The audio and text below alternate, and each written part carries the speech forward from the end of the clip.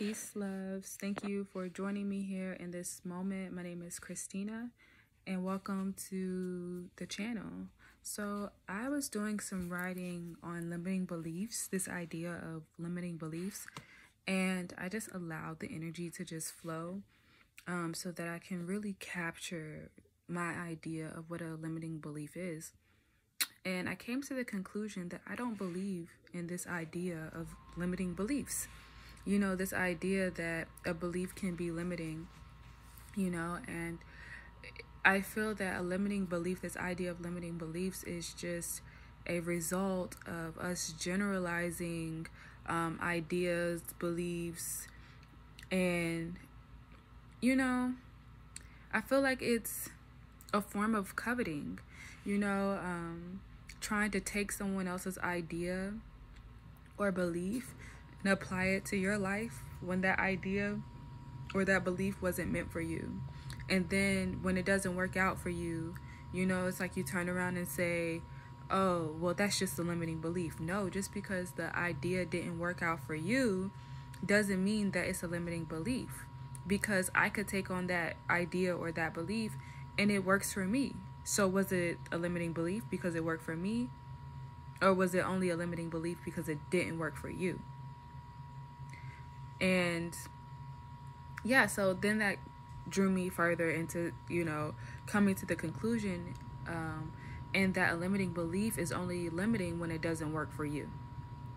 And I also wanted to say, don't subjugate yourself to someone else's idea of time.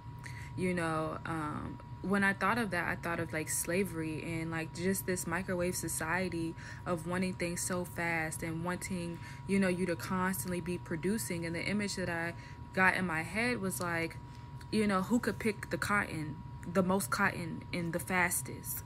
They were more prized, I guess, if that's the word I want to use. They got more attention and all this other stuff, like who could do this the best and who could do this the fastest and who's the smartest and who's the best, constantly trying to just outdo everyone else instead of just living life and just enjoying life. Like, I think that's something that I'm kind of getting a bit irritated about, like just this and this is something that, I've experienced within myself, of wanting to be the best, wanting to be the most intelligent. So maybe that's where it's coming from and why I see it. But it's just so irritating because, now I'm at a point where I'm just like, I just want to live my life and just do things that I enjoy, which I do. But like, then I get out here and I'm just like, it just seems like everyone's in this competition. Everyone's doing it so that they can be better than the next one and not really doing it for the love of it. Or maybe it is that they're doing it for the love of it. I'm not sure.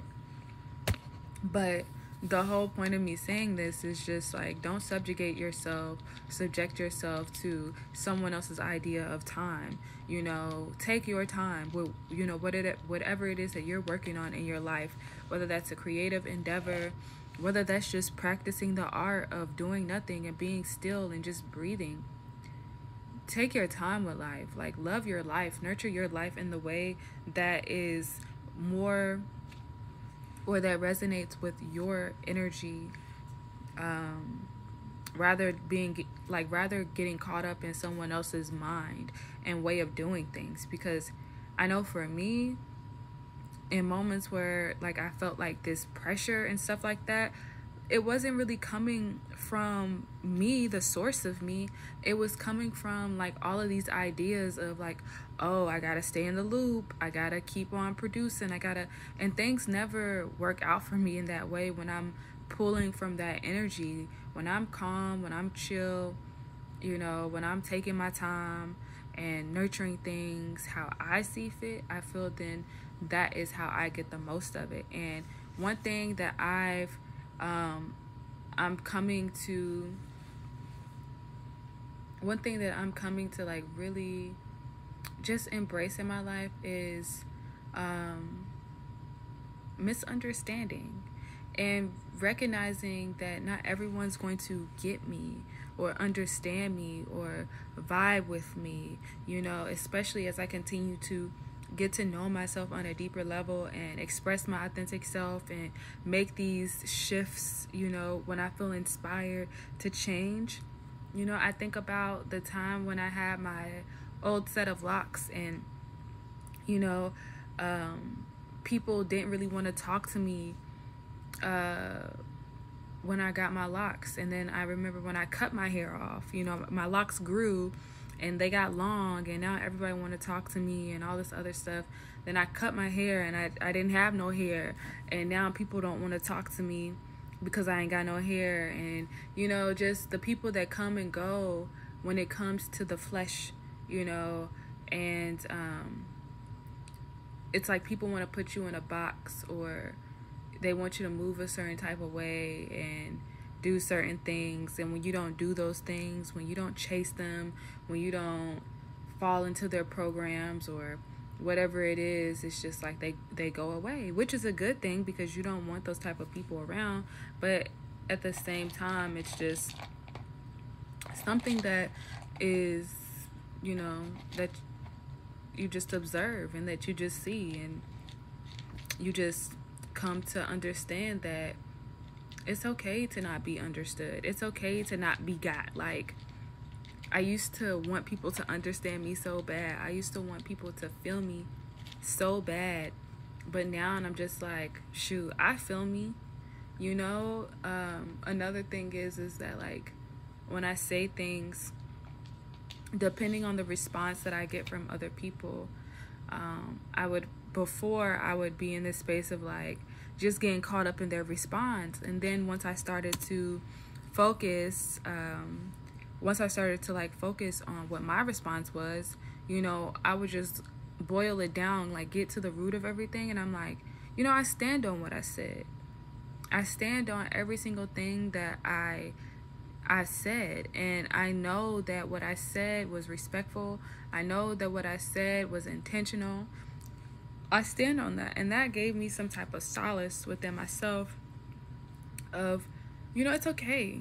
It's okay to agree, to disagree, and to not be understood, and, you know, and to understand a person, and in the midst of you understanding that person, they might not understand you, you know, the blurred lines between communication and, you know, keeping the peace.